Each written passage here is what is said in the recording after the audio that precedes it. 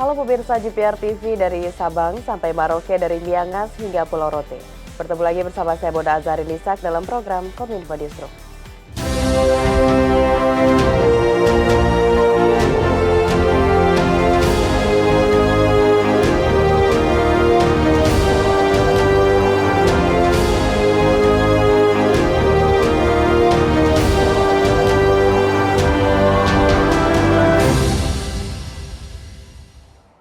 Pemirsa, kita ke informasi pertama. Menteri Pemuda dan Olahraga Dito Aryo Tejo optimis Indonesia meraih juara umum ASEAN Para Games 2023 di Kamboja. Dengan koleksi medali saat ini, Indonesia dipastikan hat-trick juara umum ASEAN Para Games tahun 2017, 2022, dan 2023.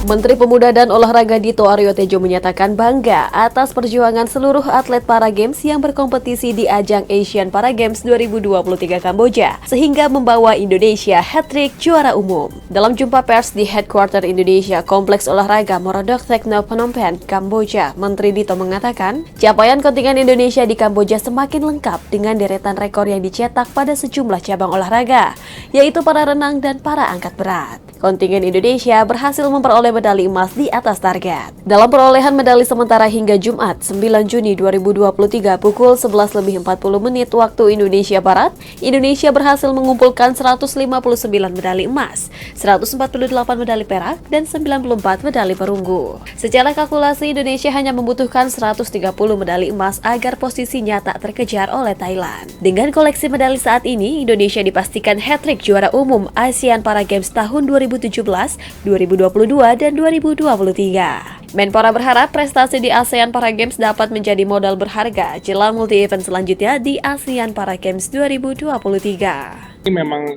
jarak antara ASEAN Para Games dengan ASEAN Para Games ini kali ini jaraknya tidak terlalu jauh, hanya 3 bulan mungkin Pak ya, 2 bulan. Jadi ini suatu momentum yang sangat baik, tolak ukurnya jelas. Jadi dari tryout yang dilakukan di Kamboja tidak jauh dengan nanti yang di Cina. Jadi ini setelah pulang dari Kamboja, kita Kemenpora akan melakukan review bersama lagi dengan NPC untuk mempersiapkan langsung untuk jenjang yang ada di Asian Games. Karena kan ini juga terkait dengan persiapan kita 2024 di Olimpiade Paris. Informasi lainnya pemirsa, Indonesia akan memiliki produksi baterai litium kendaraan listrik pada tahun 2025. Dengan memiliki baterai litium, Menko Maritim dan Investasi Luhut Binsar Panjaitan menegaskan bahwa Indonesia sebagai negara berkembang tidak akan lagi diatur-atur oleh negara maju.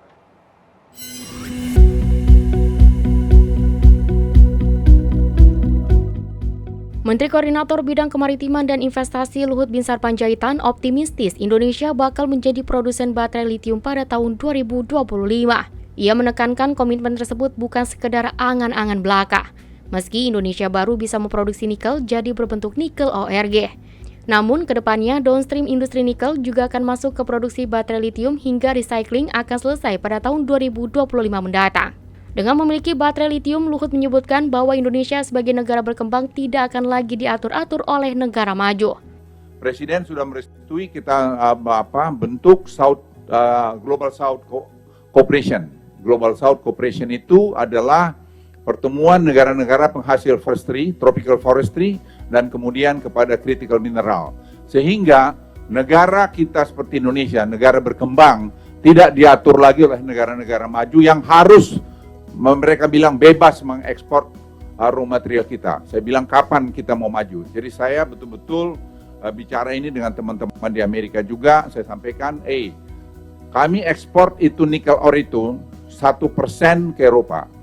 99% itu kami ekspor ke Cina sebelum kami ban. Jadi kalau Anda tidak setuju, saya sampaikan kepada teman-teman di White House, oke, kita buka 99% kita ekspor ke Cina.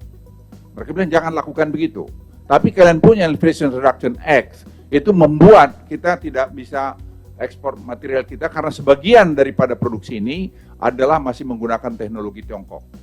Akibat adanya kebijakan Inflation Reduction Rate dari Amerika Serikat tersebut membuat Indonesia tidak bisa melakukan ekspor raw material dikarenakan sebagian produksi nikel di Indonesia menggunakan teknologi dari Cina.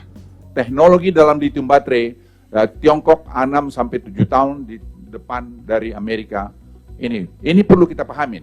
Dan mereka memberikan teknologi itu pada kita sekarang dan kita proses di dalam negeri kita. Jadi Bapak Ibu sekalian, tidak mudah mengatur ini semua, tapi menurut hemat saya sekarang ini semua dengan kepemimpinan Presiden, saya lihat tidak ada masalah, kita jalan. IRA ini menyangkut pada Tesla dan menyangkut pada juga Ford, karena Ford sudah tanda tangan dengan Vale Indonesia mengenai operasi mereka di Sulawesi. Jadi ini sudah penting dan kita sebagai bangsa harus menunjukkan sikap kita juga bahwa kita bukan negara yang bisa diatur-atur. Pada hari ini posisi negara kita itu posisi yang sangat baik dan posisi yang punya say yang kuat.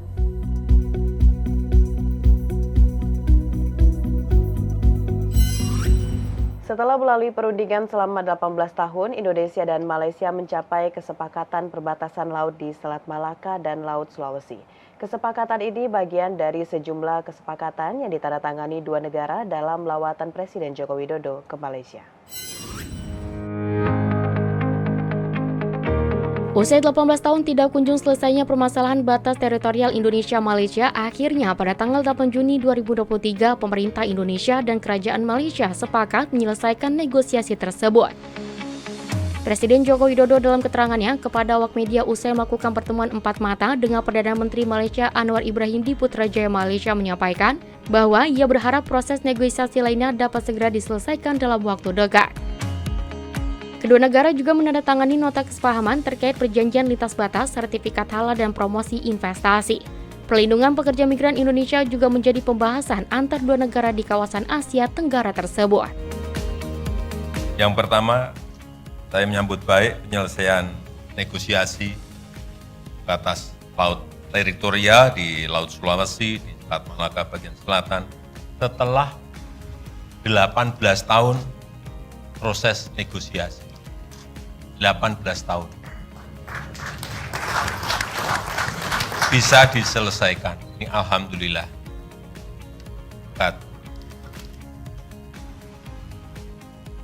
Dari Anwar Ibrahim yang bekerja. Pemirsa, memasuki hari ke-18 operasional pelaksanaan ibadah haji, pemerintah melalui Kementerian Agama terus mengimbau para jemaah, khususnya para lansia untuk tetap menjaga kesehatan dan menghindari aktivitas di luar ruangan. Hal ini dikarenakan kondisi cuaca di Madinah sedang dalam kondisi terik dengan suhu mencapai 42 derajat Celcius. Koordinator MCH Pusat Penyelenggara Jemaah Haji Pusat Dodo Murtado dalam keterangan persnya mengimbau para jemaah, khususnya para lansia, untuk tetap menjaga kesehatan dan menghindari aktivitas di luar ruangan. Hal ini dikarenakan kondisi suhu di Madinah sedang dalam kondisi terik yang mencapai 28 hingga 42 derajat Celcius dan di Mekah mencapai 35 hingga 43 derajat Celcius. Mengingat suhu di Makkah yang lebih panas, kami imbau kepada jemaah, khususnya jemaah lanjut usia, untuk senantiasa menjaga kesehatan, meminimalisasi aktivitas yang menguras tenaga seperti umrah sunnah berkali-kali. Pastikan selalu memakai alas kaki di luar hotel dan masjid, juga menggunakan alat pelindung diri seperti payung, topi yang lebar, dan sejenisnya agar tidak terpapar sinar matahari secara langsung, terutama saat di terminal bus. Dodo juga menyampaikan kepada para jemaah lansia untuk tidak memaksakan diri dalam melaksanakan ibadah sunnah serta menyarankan untuk tetap menggunakan alas kaki saat berpergian. Para jemaah juga disarankan untuk tetap mencatat nama dan nomor pemondokan sebelum berangkat beribadah di Masjid Nabawi. Kemudian beritahu dan catat nomor kontak petugas penyelenggara ibadah haji di pemondokan. Berdasarkan sistem informasi dan komputerisasi terpadu atau SISKOHAT hingga Kamis 8 Juni 2023 pukul 24 waktu Indonesia Barat, jumlah total kedatangan jemaah haji Indonesia di Arab Saudi berjumlah 106.000 orang atau 205.000 orang kelompok terbang. Pemirsa, setelah jeda kami akan kembali dengan informasi lainnya. Tetaplah bersama Kominfo Newsroom.